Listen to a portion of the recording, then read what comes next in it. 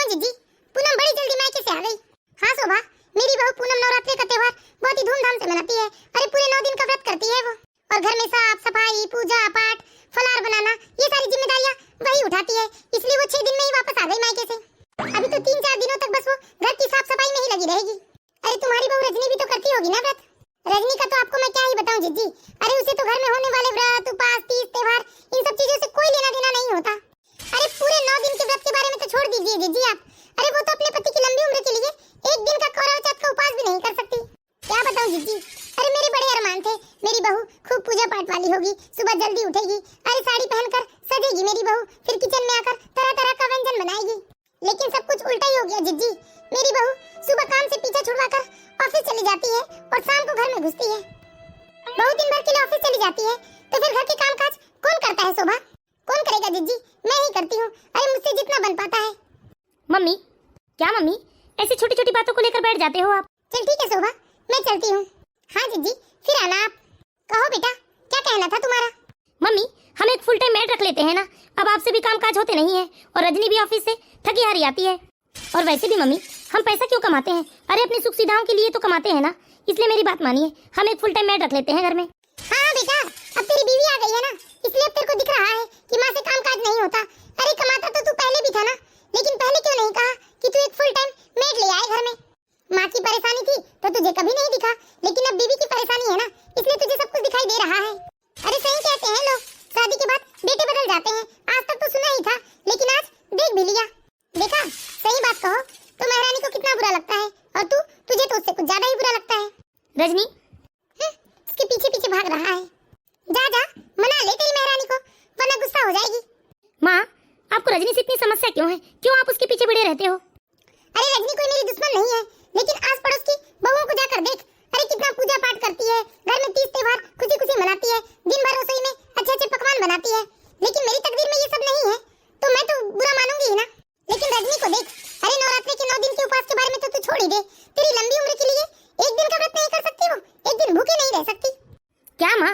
अरे 1 दिन भूखे रहकर कौन से पति की उम्र लंबी होती है? पति से रोज झगड़ा करो, पति पत्नी में गाली गलौज करो, और करवा चौथ वाले दिन पति के हाथ से पानी पीकर व्रत खुलवाओ और पति के पैर छुओ। मुझे तो पसंद नहीं है ये सब। अरे ढकोसले हैं ये सब।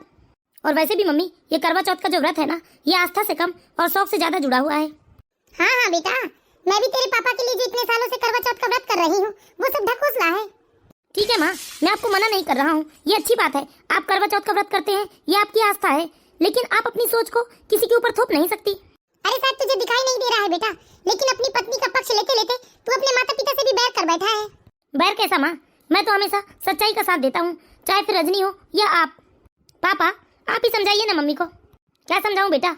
अरे तेरी माँ अपनी बातों के ऊपर किसी की बातों को रहने देती है क्या? हाँ, इस घर में तो मैं सबकी दुश्मन हूँ। जाओ बेटा, तुम अपना मूड खराब मत करो। हाँ, सर में चढ़ा लो ना अपने बहू बेटे को, फिर बाद में पछताना, सिर में हाथ रख के रोते रहना। हाँ, ये गलती तो मैंने 30 साल पहले ही कर दी थी, जिसकी सजा आज तक मैं भुगत रहा हूँ। रजनी, देखो माँ की बातों को दिल से मत लगाना। माँ मुँह से कड़वा जरूर बोलती है, लेकिन दिल की बुरी नहीं है। कोई दिल से चाहे कितना भी अच्छा हो, चाहे कितना भी बुरा हो, हमें तो पता उसकी जुबान से ही चलता है ना जी। कौन किसके दिल में झांक कर देख सकता है सूरज जी? बताइए ना आप मुझे। मम्मी जी का तो ये रोज का रोना लगा है सूरज जी। आपसे सच बताऊं सूरज जी, जब शाम को 5 बजते हैं और ऑफिस से छुट्टी का समय हो जाता है तो मेरा मन उदास और घबराने लगता है कि छुट्टी क्यों हो रही है। इससे तो बढ़िया है कि मैं ऑफिस में ही शांति से बैठे रहूं। हाँ रजनी, मैं समझ सकता हूँ, मेरी माँ तुम्हें कुछ ज्यादा ही बोल देती है, लेकिन मैं कर भी क्या सकता हूँ रजनी? मैं तो कितना समझाता हूँ माँ को, लेकिन मेरी बात समझ में ही नहीं आती। मम्मी जी हमेशा मेरी तुलना अड़ोस पड़ोस की घरेलू महिलाओं से करते रहती है, लेकिन मम्मी जी एक बार भी ये नहीं सोचती कि मैं भी तो उनके बेटे की बराबरी जॉब करती हूँ और उतने ही रुपए घर में कमा कर ले आती हूँ। अगर मैं जॉब नहीं करती तो मैं भी तो बाकी घरेलू महिलाओं की तरह ही होती ना सूरज जी। मैं अच्छे अच्छे पकवान बनाती, मम्मी जी के घर में बैठकर खुद सेवा करती। मैं सब कुछ समझता हूँ रजनी, तुम्हें कुछ भी कहने की जरूरत नहीं है। अरे तुम ही हो जितनी सहनशील हो, माँ की इतनी कड़वी बातों को सह लेती हो, उन्हें पलट कर जवाब नहीं देती। हमारी शादी को पूरे 3 साल हो गए जी, लेकिन मम्मी जी हमेशा मुझसे खपा रहती है। मुझे हमेशा इसी बात का डर लगा था रजनी, इसलिए तो मैंने शादी से पहले ये सारी बात खुलकर सामने रख दी थी कि मेरी मम्मी थोड़े पुराने ख्यालों की है, थोड़ा रोक टोक कर सकती हैं। क्योंकि जब मुझे पता चला कि तुम एक मल्टीनेशनल कंपनी में जॉब करती हो तो मेरे मन में एक डर सा था कि कहीं तुम अपने सास ससुर के साथ रहना पसंद नहीं करोगी। लेकिन तुमसे मिलने के बाद रजनी, मैं एकदम निश्चिंत हो गया, क्योंकि तुम कितने शांत स्वभाव की, सुलझी हुई, हर समस्या से लड़ने वाली लगी मुझे। इसलिए मैंने भी शादी के लिए हाँ कह दिया। लेकिन देखो रजनी, मुझे इस तरह तुम्हें बार बार परेशान होते देखना बिल्कुल भी अच्छा नहीं लगता। हाँ सूरज, लेकिन कहीं ना कहीं मैंने भी ये कभी नहीं सोचा था कि आज के जमाने में कोई इतना रोक टोक कैसे कर सकता है अपने कामकाजी बहू को, इसलिए मैंने भी खुशी खुशी हाँ कह दिया था। अब दोनों कमरे में बैठकर आराम ही करते रहोगे या खाना पीने की भी तैयारी करोगे? अच्छा चलो रजनी, हम दोनों मिलकर खाना बना लेते हैं। और सुनो, कल तो छुट्टी है, कल संडे है ना, हम कहीं बाहर घूमने चलेंगे, बाहर ही खाना खाएंगे, खूब मूवी सूवी देखेंगे, खूब एंजॉय करेंगे। ठीक है जी, चलिए। सूरज और रजनी खुशी खुशी साथ मिलकर खाना बनाते हैं। मम्मी जी चलिए, खाना बन गया है, चलकर खा लीजिए। चलिए पापा जी, जाओ जी, आपको भूख लगी हो तो खा लीजिए, मुझे भूख नहीं है। चलिए ना मम्मी जी, आपको तो भूख लगी थी ना, आप ही तो कह रहे थे कि मैं जल्दी से खाना पीना बना लूं, लेकिन अब नहीं लगी है मुझे भूख, और जब लगेगी तब मैं निकाल कर खा लूंगी। हाथ पैर चल रहे हैं ना मेरे, वैसे भी सुबह से शाम तक तो खुद ही निकाल कर खाती हूँ घर में। रजनी बेटा, जाओ तुम खाकर आराम करो, थक जाती हो ना तुम दिन भर ऑफिस में, उसके बाद घर में आकर घर का काम करती हो। जब तुम्हारी मम्मी जी को भूख लगेगी तो वो खुद से लेकर खा लेगी खाना। हाँ, मैं तो दिन भर घर में आराम ही करती हूँ ना, मुझे तो कभी थकान होती नहीं है, और अभी मेरे हाथ पैर सही सलामत है ना, खुद ही निकाल कर खा लूंगी। अब क्या करूँ, मेरी किस्मत में नहीं है बहू का सुख तो। शोभा, तुम क्यों इतना नाटक करती हो बहू के पीछे? अरे चुपचाप चलकर खा ही लेती तो क्या बिगड़ जाता। अरे आपको भूख लगी है तो आप जाइए ना, मैंने तो आपको नहीं रोका है। क्या हुआ रजनी, मम्मी पापा ने खाना खा लिए? पापा ने तो खाना खा लिया जी, लेकिन मम्मी कह रही है उन्हें भूख नहीं है। अरे तुम मम्मी का स्वभाव जानती हो ना रजनी, उनके पीछे क्यों अपना मूड खराब करती हो? चलो हम दोनों मिलकर खाना खा लेते हैं। इस तरह सूरज और रजनी दोनों खुशी खुशी मिलकर साथ में खाना खाते हैं, और दूसरे ही दिन छुट्टी का दिन होने की वजह से सूरज रजनी से कहता है कि वो उसे कहीं बाहर घुमा कर ले आएगा। रजनी, रजनी, क्या हुआ जी? तुम भूल गई क्या रजनी? आज संडे है और मैंने कहा था ना संडे को मैं तुम्हें कहीं बाहर लेकर जाऊंगा। जाओ जल्दी से जाकर तैयार हो जाओ। हाँ जी, बस मम्मी पापा के लिए खाना बना देती हूँ, उसके बाद तैयार हो जाऊंगी। अरे तुम इतना कष्ट क्यों कर रही हो हमारे लिए खाना बनाकर? जाओ घूमो फिरो। अरे रोज तो नौकरी के बहाने से घर से गायब रहती हो, और छुट्टी वाले दिन भी पिक्चर और सैर सपाटे से फुर्सत नहीं मिलती तुम लोगों को। अरे महारानी को घर की आवाज अच्छी नहीं लगती, इसलिए तो छुट्टी वाले दिन भी घर से बस बाहर जाने के बहाने ढूंढते रहती है। रजनी, माँ की बातों पे ध्यान मत दो, चलो जल्दी से तैयार हो जाओ, चलते हैं हम लोग घूमने। नहीं जी, सच्ची तो कह रही है आपकी माँ, नहीं जाऊंगी मैं कहीं। रजनी प्लीज यार, अपना मूड खराब मत करो, जानती तो हो माँ का स्वभाव। नहीं जी, नहीं जाऊंगी मैं। हाँ रजनी, मूड इतना खराब हो गया है कि अब मेरा भी जाने का मन नहीं कर रहा है, रहने दो, हम दोनों अगले संडे चलेंगे। मैं जितना सहन करती हूँ मम्मी जी मुझे उतना सुनाई जाती है। अरे पूरे सप्ताह में एक दिन तो मुझे मेरे लिए मिलता है, वो भी मम्मी जी को अच्छा नहीं लगता, लेकिन बहुत हो गया। अरे कब तक मैं ऐसे मन मारकर जीती रहूंगी? मम्मी जी के व्यवहार में तो सुधार आने की जगह मम्मी जी का व्यवहार मेरे प्रति और खराब होते जा रहा है। अब तो मेरी सहनशीलता भी जवाब दे गई है। मैं भी क्या मम्मी जी की बातें लेकर बैठ गई। चलो जल्दी से खाना बनाकर फुर्सत हो जाती हूँ, उसके बाद कम से कम 2 घंटे आराम कर लूंगी। बेचारी रजनी अपनी सास के ऐसे व्यवहार से बहुत ही दुखी होती है। सूरज के साथ वो बाहर जाने से भी मना कर देती है, लेकिन वो सोचती है कि आज उसकी छुट्टी का दिन है तो वो 2 घंटे घर में आराम करेगी। लेकिन बेचारी रजनी, उसकी किस्मत में आराम कहा था। इधर जैसे ही रजनी आराम करने गई, वैसे ही शोभा जी जोर जोर से चीखने चिल्लाने लगी कि दूसरे की बहुओं को जाकर देखो, छुट्टी के दिन नए नए पकवान बनाती है। मेरी किस्मत तो फूटी है, तकदीर ही खराब है मेरी, जो संडे के दिन भी दाल चावल खाने को मिल रहा है। अपनी सास की बात सुनकर रजनी ने सोचा कि आराम करने से बेहतर है अपने सास ससुर के लिए कुछ पकवान बना दे। अरे सूरज बेटा, आ गए तुम लोग ऑफिस से? तो रजनी बेटा, जाकर गर्मा गर्म अदरक वाली चाय बना दो। जी पापा जी, अभी चाय बना देती हूँ मैं। हाँ जी, हमारी किस्मत में दाल चावल और चाय तो लिखी है। अरे कभी फुर्सत हो ना जी आपके पास तो सविता जिज्जी के घर जाकर बहू के बारे में पूछो, उनके अचार पापड़ बिजोरे बड़ी और ना जाने क्या क्या बना कर रखा है उसने। मम्मी, आपसे कितनी बार कहता हूँ, आप अड़ोस पड़ोस की बहुओं से तुलना अपनी बहू की मत कीजिए। अरे मैं किसी से किसी की कोई तुलना नहीं कर रही हूँ, जो मैं देख रही हूँ दूसरों के घर, मैं सिर्फ वही बता रही हूँ तेरे पापा को। माँ, हमें सब कुछ समझ में आता है। अरे एक बार तुम रजनी की कार्यकुशलता को उसकी योग्यता के साथ जोड़कर देखिए माँ। देखिए माँ, मैं भी तो ऑफिस जाता हूँ। अब बताइए, ऑफिस से आने के बाद ये अचार बिजोड़े पापड़ और ना जाने क्या क्या ये सारी चीजें बनाने के लिए आप मुझसे उम्मीद करें या कोई अच्छा अच्छा पकवान मैं आपको बनाकर खिलाऊं, तो बताइए मेरे पास इतनी फुर्सत होती है क्या ये सब मैं बनाकर आप लोगों को खिला सकूं? अरे तू तो पहले ही कूद पड़ता है। माँ, इसमें कूदने जैसी कोई बात नहीं है। अब आप ही बताइए ना, आपकी बहू आपके बेटे के साथ ही ऑफिस जाती है और बेटे के ही साथ घर वापस आती है। उसके बाद जब आप अपने बेटे से कामकाज की उम्मीद नहीं कर सकते तो अपनी बहू से ऐसे कामकाज की उम्मीद कैसे कर सकते हैं माँ? जरा एक बार सोचिए तो आप। हाँ शोभा, सूरज बिल्कुल ठीक कह रहा है। आप तो एकदम मुंह बंद करके बैठे रहिए जी।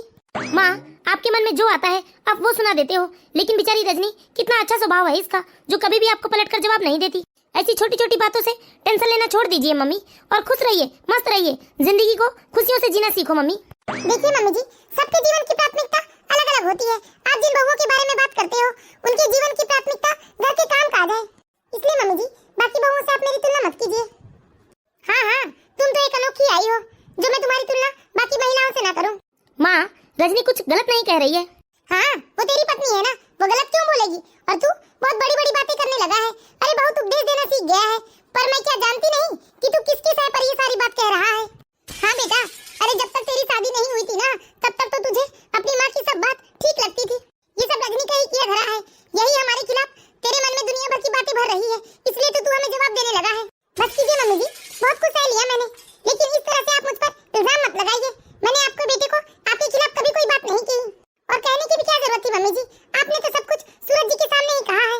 देखिए सूरज जी, अब बहुत हो गया, ये रोज रोज का किचकिच अब मुझसे बर्दाश्त नहीं होता। ऑफिस से मैं थकी हारी आती थी, उसके बावजूद मैंने कभी अपने शरीर की पीड़ा नहीं देखी, और मम्मी पापा और आपको खुश करने के लिए घर के काम काजों में जुट जाया करती थी, आप लोगों की पसंद का खाना बनाया करती थी। लेकिन आज मम्मी जी ने इतनी बड़ी बात कह दी मुझसे, शायद ये मैं बर्दाश्त नहीं कर पाऊंगी। इसलिए सूरज जी मुझे माफ कर दीजिए, मैं अब खुशी खुशी अपने मायके जाना चाहती हूँ। तुम ऐसा मत कहो रजनी, अरे तुम मुझे छोड़कर कैसे जा सकती हो? नहीं सूरज जी, अब पानी सर के ऊपर से जाने लगा है। नहीं रजनी, तुम मत जाओ मुझे छोड़कर। अरे तू भी जाना सूरज, जिसके साथ क्यों यहाँ खड़ा है हमारे लिए? मम्मी प्लीज 2 मिनट शांत रहिए, मुझे बात करने दीजिए। नहीं सूरज जी, अब मैं आपकी बात नहीं सुन पाऊंगी, और यदि आप चाहते ही हैं कि मैं आपके साथ रहूं, तो मुझे अलग रखने की व्यवस्था कर लीजिए। लेकिन रजनी, मैं अपने माँ बाप को छोड़कर तुम्हारे साथ कैसे रह सकता हूँ? अरे मैं इकलौता बेटा हूँ अपने माँ बाप का। अरे जाना बेटा, जा। अरे ये बूढ़ी माँ तेरी किस काम की है? जा तू, जा रहना अपनी पत्नी के साथ। सूरज बहुत कोशिश करता है रजनी को समझाने की, लेकिन रजनी सूरज की बात समझने को तैयार नहीं रहती, और फिर रजनी गुस्से से आकर अपना बैग लेकर मैके चली जाती है।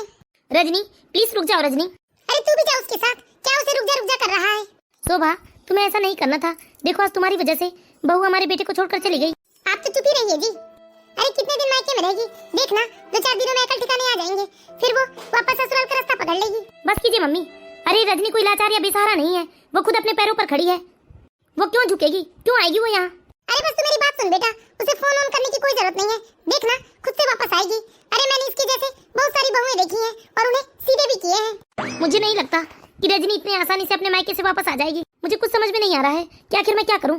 अगर मैं अलग घर ले भी लेता हूं तो सारे रिश्तेदारों समाज क्या कहेगी कि मैं भी उन्हीं बेटों की तरह निकला जो शादी के बाद अपनी पत्नी की बात मानकर अपने माँ बाप को छोड़कर अलग हो जाते हैं। मैं कुछ दिन शांत रहता हूँ और देखता हूँ कि रजनी मुझे कॉल करती है या नहीं। यदि रजनी कॉल नहीं करेगी तो मैं खुद जाकर रजनी से बात कर लूंगा। इस तरह धीरे धीरे पूरे 3 महीने बीत जाते हैं, लेकिन एक बार भी रजनी का फोन नहीं आता। पूरे 3 महीने हो गए, लेकिन एक बार भी रजनी ने कॉल नहीं किया मुझे। क्या रजनी को मेरी याद नहीं आती होगी? क्या हुआ यार सूरज, भाभी का कॉल नहीं आया क्या? नहीं आया भाई। अरे तो तू ही लगाकर बात कर लेना, क्यों तू भाभी के कॉल का इंतजार कर रहा है? हाँ शायद तू ठीक कह रहा है, मैं ही लगा लेता हूँ उसे फोन। चल ठीक है, फिर बाद में बताना मुझे क्या बात हुई। हेलो रजनी। हाँ बोलिए जी, मैं ऑफिस में हूँ। रजनी प्लीज घर वापस लौट आओ, तुम्हारे बिना मेरा मन नहीं लगता, और पूरे 3 महीने हो गए तुमने एक बार भी मुझे कॉल नहीं किया। याद तो मुझे भी आपकी बहुत आती है जी, लेकिन मैंने भी अब निर्णय ले लिया है, मैं उस घर में तो वापस नहीं आऊंगी। आप मुझे अलग घर लेकर रखेंगे तभी मैं वापस आऊंगी। मैं अभी बिजी हूँ इसलिए फोन रखती हूँ। क्या हुआ सूरज, क्या कहा भाभी ने? देवेश, आज ऑफिस से छुट्टी के बाद मैं तुम्हारे घर चलूंगा और तुम्हें सब कुछ बताऊंगा। अच्छा ठीक है, मैं एक काम करता हूँ, मैं रजनी भाभी को भी शाम को अपने घर बुला लेता हूँ। ये तो अच्छी बात है अगर रजनी आना चाहे तो। शाम को सूरज ऑफिस छूटने के बाद देविस के घर जाता है और देविस भी वहाँ फोन करके रजनी को बुला लेता है। अरे भाभी बैठिए ना आप। रजनी प्लीज घर लौट आओ ना। सूरज जी, मैंने तो आपको फोन पर ही बता दिया था ना कि मैं एक ही शर्त पर लौटूंगी, जब आप मेरी रहने की व्यवस्था अलग करेंगी। प्लीज रजनी घर वापस आ जाओ। नहीं जी, मैंने फैसला कर लिया है, उस घर में तो वापस नहीं आऊंगी मैं। मानती हूँ माँ है वो, दिल की बुरी नहीं होगी, पर वाणी भी तो कोई चीज होती है ना जी। अरे वाणी पर भी तो अंकुश रखना जरूरी है ना सूरज जी, और ये तो उनका स्वभाव है। इंसान अपनी आदतें बदल सकता है किंतु अपना स्वभाव नहीं बदल सकता। इसलिए मेरी बात मानिए, मैं उस घर में तो वापस नहीं आऊंगी, क्योंकि मेरा निर्वाह नहीं हो पाएगा मामी जी के साथ। ठीक है, अब मैं जा रही हूँ, ये मेरा आखिरी फैसला है और मैं ये फैसला तो नहीं बदल सकती। देवेश, मुझे कुछ समझ में नहीं आ रहा है यार, तू ही मुझे कुछ रास्ता दिखा। मुझे रात भर नींद नहीं आती देवेश। अरे बीवी बुरी होती है तो इंसान उसे तलाक दे देता है, लेकिन माँ का क्या कर सकता हूँ मैं? सूरज, तू भाभी की बात फिलहाल मान क्यों नहीं लेता? अरे लेकिन कैसे, मैं अपने माँ बाप को छोड़कर अलग कैसे रह सकता हूँ? अरे ज्यादा दूर जाने की जरूरत ही क्या है, बस भाभी को अपनी माँ से इतनी दूरी पर रखो कि जितनी दूरी पर तुम्हारी माँ के ताने भाभी के कान को सुनाई ना दे, और जब इतने पास रहेगा तो अपने माँ बाप की एक आवाज लगाने पर तू अपने माँ बाप के पास भी जा सकता है। इसलिए मेरी बात मान भाई, तू एक किराए का मकान ले ले। अरे जब तुम दोनों एक दूसरे के साथ रहोगे ना तो एक दूसरे के प्यार और आकर्षण में बनकर समस्या का हल भी निकाल लोगे।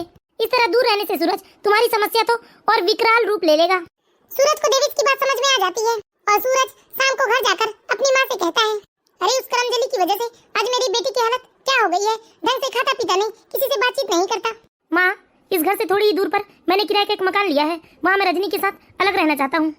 अरे उसके लक्षण तो शुरू से ऐसे ही थे, बड़ों की बातें समझने और मानने की बजाय बुरा मानकर मायके जाकर बैठ गई है, अब तुझे भड़का रही है, हमसे अलग कर रही है। और तू भी कपूत निकला जो बीवी की बातों में आकर अपने माँ बाप को छोड़कर जा रहा है। अरे तुझे शर्म नहीं आई ये सब कहने में? क्या इसी दिन के लिए मैंने तुझे पाल पोस कर इतना बड़ा किया था कि बड़े होने के बाद तू बीवी की बातों में आकर अपने माँ बाप को छोड़कर चला जाए? मम्मी पापा, हो सके तो मुझे माफ कर देना, लेकिन मैं अपनी गृहस्थी बचाना चाहता हूँ। हाँ बेटा, तुम खुशी खुशी जाओ और अपनी गृहस्थी बचा लो। सूरज और रजनी अपने मकान से थोड़ी ही दूर पर एक मकान किराए पर ले लेते हैं और दोनों खुशी खुशी वहाँ रहने लगते हैं। रजनी, आज संडे है, बताओ हम कहाँ घूमने चले? अरे नहीं जी, आज तो मैं पूरे दिन आराम करूंगी। जब से हम लोग इस घर में रहने आए हैं पूरे 2 महीने हो गए, हर संडे हम लोग कहीं न कहीं चले जाते हैं, लेकिन मैं आज नहीं जाऊंगी। पक्का नहीं जाओगी तुम? नहीं जी। ठीक है, तो मैं मम्मी पापा से मिलकर आता हूँ, तुम आराम करो। ठीक है जी, मैं तो आज फुल टाइम आराम करूंगी। सूरज खुशी खुशी अपने माता पिता से मिलने चला जाता है। रजनी भी बस आराम करने जा रही थी, तभी रजनी के मोबाइल पर सूरज का फोन आता है और सूरज घबरा कर कहता है कि तुम जल्दी से मम्मी पापा के घर आ जाओ, मम्मी सीढ़ियों से गिर गई है। क्या हुआ जी? रजनी, तुम जल्दी से मम्मी पापा के घर आ जाओ, मम्मी सीढ़ियों से गिर गई है। क्या? मैं अभी आती हूँ सूरज जी। जैसे ही रजनी सूरज की बात सुनती है वो दौड़े दौड़े अपने ससुराल चली जाती है। पापा जी, क्या हुआ मम्मी जी को? बेटा, शोभा सीढ़ियों से गिर गई है। सूरज और उसके दोस्त तुम्हारी मम्मी जी को हॉस्पिटल लेकर गए हैं। पापा जी, मैं भी हॉस्पिटल जा रही हूँ। इस तरह रजनी भागते हुए हॉस्पिटल चली जाती है। सूरज जी, क्या हुआ है मम्मी जी को? रजनी, मम्मी सीढ़ियों से गिर गई, जिस कारण मम्मी की कमर में मोच आई है, मम्मी कुछ दिन तक खड़ी नहीं हो पाएंगी। बेटा, लेकिन कुछ दिनों बाद मैं अपने पैरों से चल तो सकूंगी ना? हाँ मम्मी, कुछ दिनों बाद आप बिल्कुल ठीक हो जाएंगे। शोभा जी 3 दिनों तक हॉस्पिटल में एडमिट रहती है, उसके बाद उसे डिस्चार्ज कराकर सूरज और रजनी घर लेकर जाते हैं। मैं क्या करूँ रजनी, ऑफिस से तो मुझे छुट्टी नहीं मिल पा रही है और माँ को ऐसे अकेले छोड़ना भी ठीक नहीं है। आप चिंता मत कीजिए सूरज जी, मैं ही कुछ दिनों की छुट्टियां ले लेती हूँ। आप ऑफिस जाइए, मैं मम्मी जी को संभाल लूंगी। ठीक है रजनी। मम्मी जी, मैं भी आपके लिए दलिया बना कर ले आती हूँ। और पापा जी, आप क्या खाएंगे? दाल चावल ही बना दो बहू मेरे लिए। शोभा, कुछ तो शर्म करो, ये हमारे बहू बेटे हैं। अरे तुम पर मुसीबत आते देरी नहीं और ये दोनों तुम्हारी सेवा के लिए आकर हाजिर हो गए। अरे पूरे 4 दिन हो गए बहू को तुम्हारे आगे पीछे होकर तुम्हारी सेवा कर रही है। अरे किसका घमंड करती हो शोभा तुम?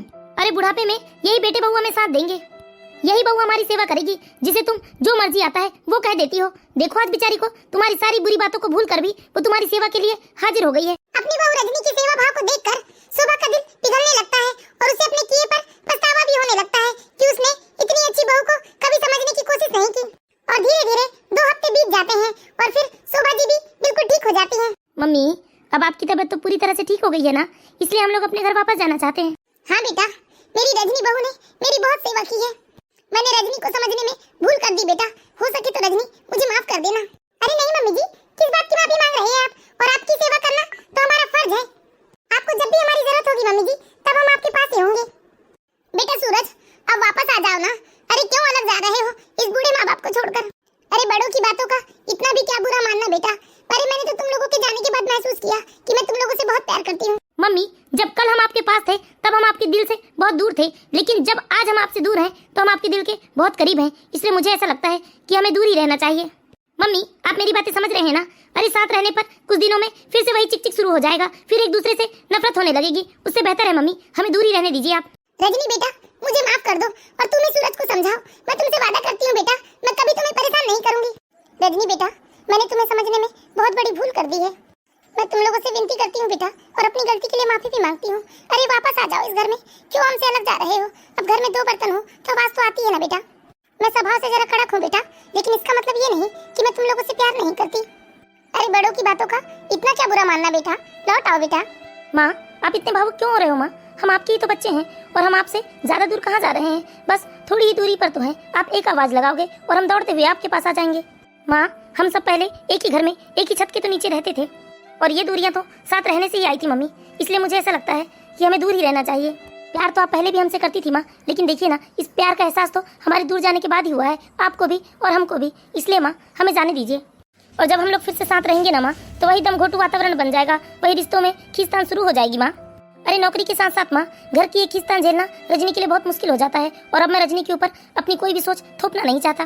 हाँ शोभा, सूरज बिल्कुल ठीक कह रहा है और मैं भी यही चाहता हूँ कि बहू और तुम अपने रिश्ते को थोड़ा समय दो ताकि तुम भी धीरे धीरे अपनी सोच को बदल पाओ।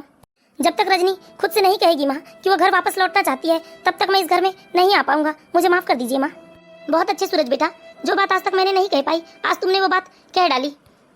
पास रहने की किटकिट से तो ज्यादा अच्छा है बेटा कि दूर रहने से रिश्तों में प्यार बना रहे। और तुम्हें तो अपनी माँ का स्वभाव पता है ना बेटा। अरे बरसों का व्यवहार 4 दिनों में नहीं बदलता। मुझे मालूम है तुम लोग वापस आओगे और फिर से वही किचकिच शुरू हो जाएगी। नहीं पापा जी, हम कल ही वापस आ रहे हैं। मम्मी जी अभी अभी तो ठीक हुई है और हम इस तरह मम्मी को अकेली नहीं छोड़ सकते। तुम एक बार फिर से सोच लो रजनी, तुम्हें मालूम है ना माँ का व्यवहार। मुझे पूरा यकीन है सूरज जी, माँ इतनी तकलीफ के बाद पूरी तरह से बदल गई है। अब वो मेरी तुलना अड़ोस पड़ोस की बहुओं के साथ नहीं करेगी। सूरज जी, मैंने माँ के दिल में अपने लिए वो प्यार देखा है जिससे पहले कभी नहीं देखा था, इसलिए मुझे यकीन है। और मम्मी जी आपको परेशान होने की कोई जरूरत नहीं है, हम आज इस घर में वापस आएंगे। हाँ बेटा, मैं भी तुमसे वादा करती हूँ मैं कभी तुम्हारा दिल नहीं दुखाऊंगी और ना ही किसी और की बहुओं से तुम्हारी तुलना करूंगी। अरे तुम तो लाखों में एक हो बेटा, जिसे समझने में मैंने बहुत देर कर दी। देर से ही सही शोभा, तुम्हें अकल तो आई।